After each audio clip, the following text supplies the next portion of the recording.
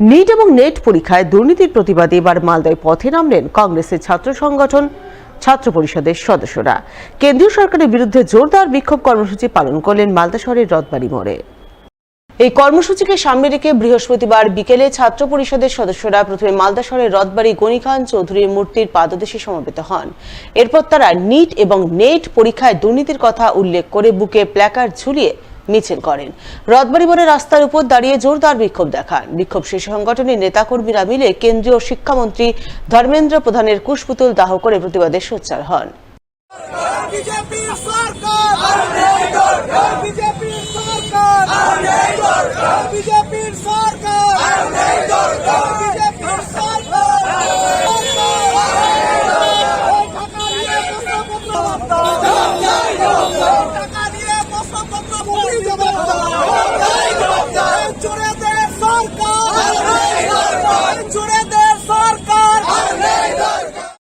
এদিনের এই বিক্ষোভ কর্মসূচিতে নেতৃত্ব দেন ছাত্র পরিষদের জেলা সভাপতি মান্তু ঘোষ। তিনি অভিযোগ করে বলেন, কেন্দ্রীয় সরকার নিট এবং নেট পরীক্ষায় দুর্নীতি করেছে, টাকার বিনিময়ে প্রশ্ন ফাঁস করেছে। তাই নিট পরীক্ষা বাতিল করে পুনরায় স্বচ্ছভাবে পরীক্ষার দাবিতে আজ তারা পথে নেমেছেন।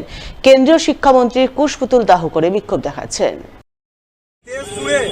যে নেট এবং নিট পরীক্ষা নিয়ে যে ছিনিবিনি চলছে, কেন্দ্রীয় সরকার যে ছাত্রছাত্রীদের মধ্যে অসংখ্য টাকা পয়সা নিয়ে যে চাকরি দিয়েছে, এই নিট পরীক্ষার প্রশ্নপত্র যে করেছে, এই নিট পরীক্ষা অবিলম্বে এই প্রশ্নপত্র ফাঁস করে যে অবিলম্বে নতুন তালিকা প্রকাশ করতে হবে এবং নিট পরীক্ষার বাতিলের দাবিতে আজকে আমরা সারা দেশের পাশাপাশি আজকে আমরা মালদা জেলা ছাত্র পরিষদের পক্ষ থেকে মালদা জেলার সমস্ত আপামর ছাত্রছাত্রীদের সাথে নিয়ে আজকে আমরা কেন্দ্রীয় শিক্ষামন্ত্রীর পদত্যাগের দাবিতে, এবং আপনারা দেখলেন যে কেন্দ্রীয় শিক্ষামন্ত্রী ধর্মেন্দ্র প্রধান যিনি লক্ষ লক্ষ টাকা ঘুষ নিয়েছেন, এবং আমরা টাকা দিয়ে শিক্ষামন্ত্রীকে এই কুশপুতুল দাহ করে তা আমরা প্রতিবাদ জানালাম।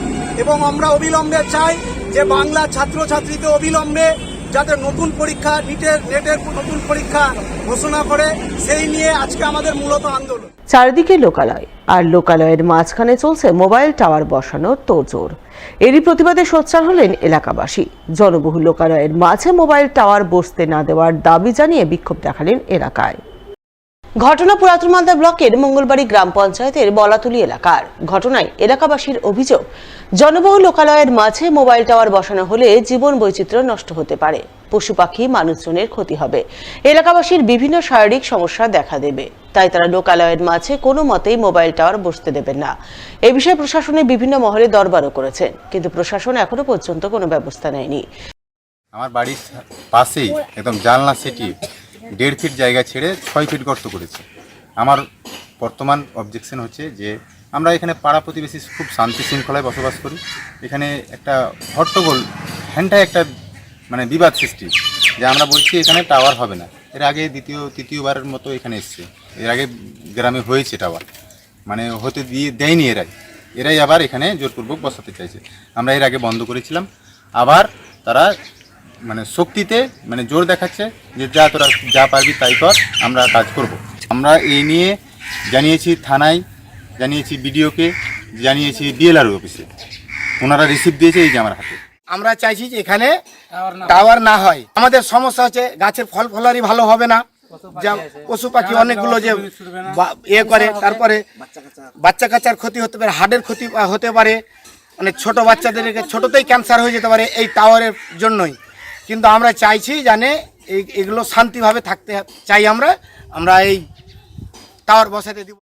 গোটা ঘটনা প্রসঙ্গে পুরাতন মালদার বিডিও সেজুতি পাল মাইতিকে ধরা হলে তিনি বলেন, এলাকাবাসী তার কাছে অভিযোগ করেছেন, তিনি অভিযোগ খতিয়ে দেখে যথাযথ ব্যবস্থা নেবেন। যে অভিযোগ হয়েছে সেটা কালকেই আমার কাছে একটা অভিযোগ জমা পড়েছে।